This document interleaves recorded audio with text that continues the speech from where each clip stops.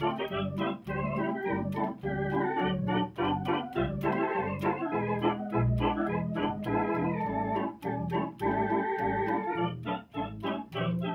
name's Arthur Tipper, and I'm playing a con organ belonging to Mr. Eric Reynolds of Station Street Music Shop fame. And just to say a few things about my life. My mother played an organ and a piano and encouraged me to take lessons, which I had with a lady named Mrs. Taylor in Eggington Road, Hilton, and the cost was 9p for half an hour. That was in the old imperial money, which equates to about 4p at the present time. And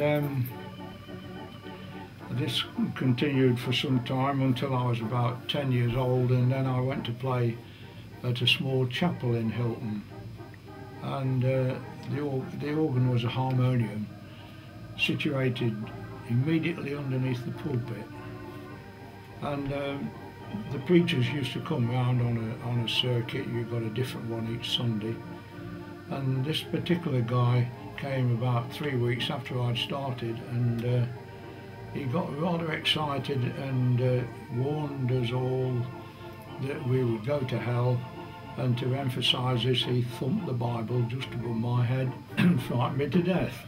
Anyway, in spite of that I carried on until I was 13, and then I moved into the Church of England, to a small church at Scropton.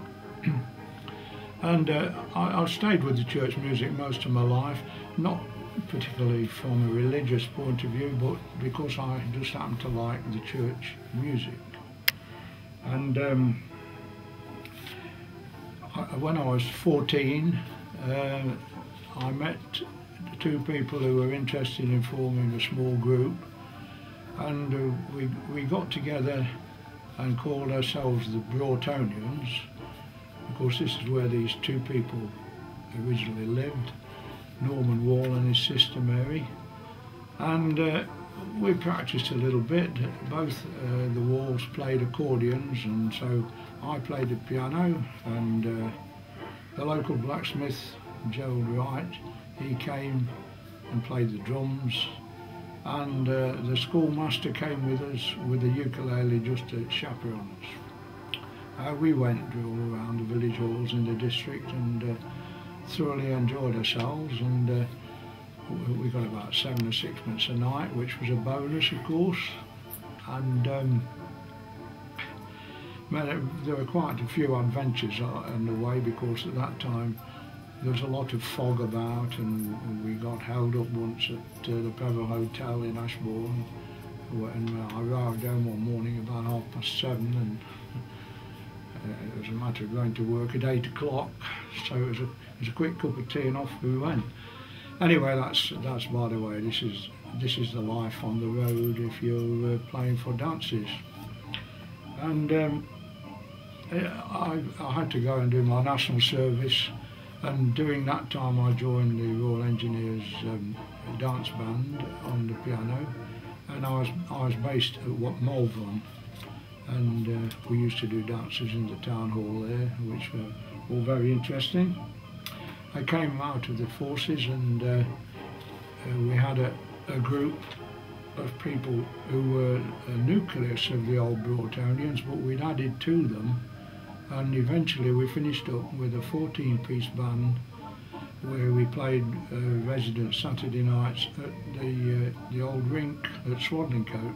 And this went on until the 1950s, when the band had to disband because the rock and roll came very popular. But the rink management had bought a Bird electronic organ, and the manager, knowing that I played church organ, said, "Well, you can play this." And what's more, he said, "I want the Top of the Pops music playing on the Saturday following the Tuesday's broadcast."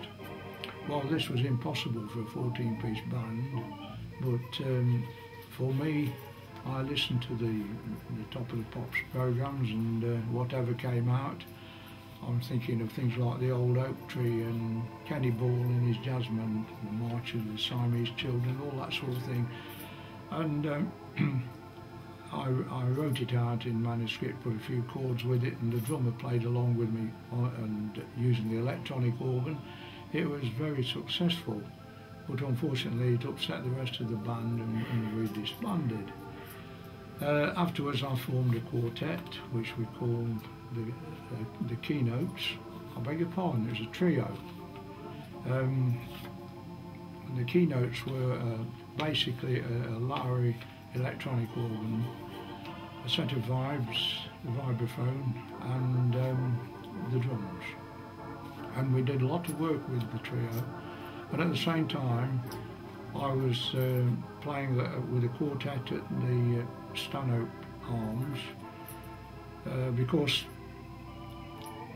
in the big band time I had to move on to the saxophone, because during my forces time someone else had took over the piano stool.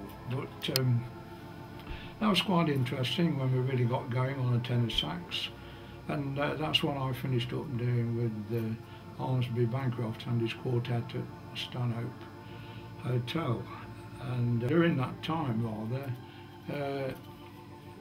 a certain gentleman had a shop in New Street, Burton, which basically had washing machines in it, but in the corner there was a Lowry organ appeared, and of course this was very interesting to me, and this formed quite a relationship between Eric Reynolds and myself, and we went to various clubs and we sold a few organs, and it was my job to demonstrate, and I did that for a time. And then I moved on to solo organ, and that's really what I'm doing now, using my own machine, and with this in mind I go to various festivals. We do concerts in various parts of the country. I think my next one is in Lytham St Anne's, and in January Torquay, and this is how life goes on. In the meantime I've played in countries abroad, namely Holland, Germany and Russia.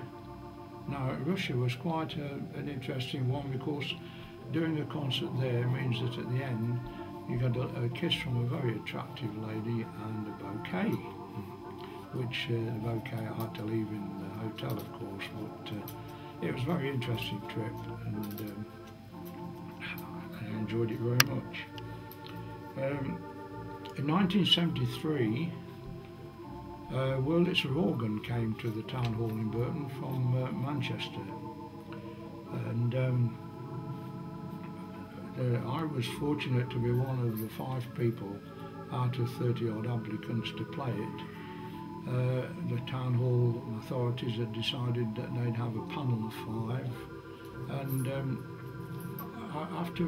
afterwards I played quite a lot on this for civic functions, tea dances, concerts, and there were occasions when I did recordings for Radio Derby, the Radio 2 on the Organist Entertains on one occasion, and the BBC cameras, BBC One, came to a tea dance in the town hall too, so that appeared on television, and that's how life has been really ever since. I haven't seen anything like that for a year or two, but who knows.